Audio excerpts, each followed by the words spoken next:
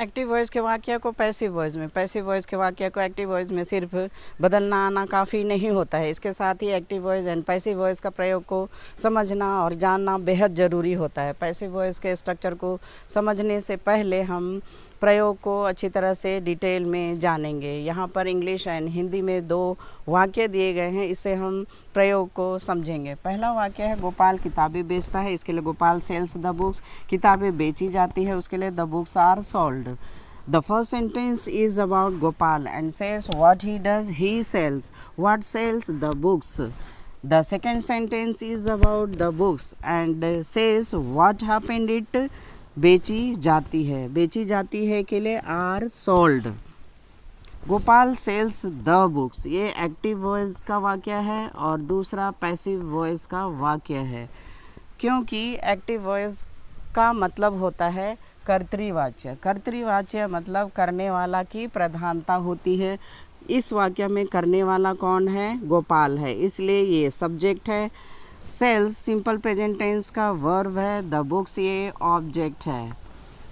अब active voice का structure आपने समझ लिया, subject plus verb plus object. अब जब भी एक्टिव वॉइस से पैसिव वॉइस में आप कन्वर्ट करते हैं तो पैसिव वॉइस को भी अच्छी तरह से समझ लेना ज़रूरी है। पैसिव वॉइस का अर्थ होता है कर्मवाच्य।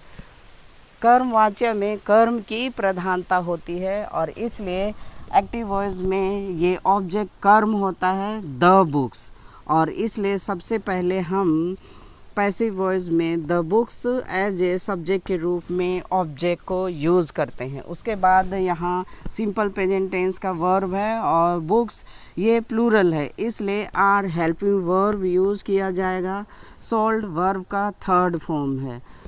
और इस तरह से आपने देखा फर्स्ट सेंटेंस में सेल्स वर्ब का फॉर्म है और दूसरा वाक्य में आर सोल्ड ये वर्ब का फॉर्म है।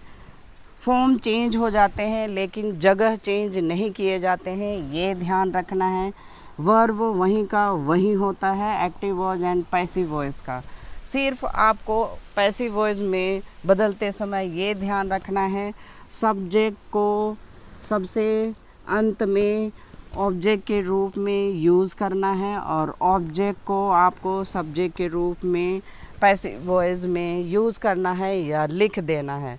तो बिल्कुल आसान है, फिर से मैं आपको दोनों को मैं समझा देती हूँ। एक्टिव वॉइस में सब्जेक्ट की प्रधानता होती है और पैसिव वॉइस में कर्म की प्रधानता होती है, यानी एक्टिव वॉइस का ऑब्जेक्ट को सबसे पहले पैसिव वॉइस में लिखा जाता है या यूज़ किया जाता है।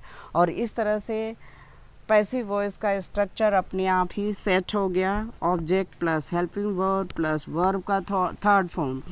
अगर आपको कहना है किताबें गोपाल के द्वारा बेची जाती है तो आप आगे लिख सकते हैं बाय देन गोपाल, यानी सब्जेक्ट। तो इस तरह से स्ट्रक्चर है पैसिव वॉइस का, object plus helping verb plus verb का third form plus by plus subject. और इस तरह से active voice and passive voice को कन्वर्ट करने में आपको बिल्कुल ही आसान है, कोई परेशानी नहीं होएगी। इसके प्रयोग को सिर्फ आपको समझना है और पहचानना है सब्जेक्ट क्या है और ऑब्जेक्ट क्या है। और मेरा वीडियो बिल्कुल आसान लगा हो और बिल्कुल समझ में आया हो तो इंग्लिश अंग्रेजी अनीता यूट्यूब चैनल को ज़रूर से सब्सक्राइब करें, लाइक करें एंड शेयर ज़रूर करें। Thank you all the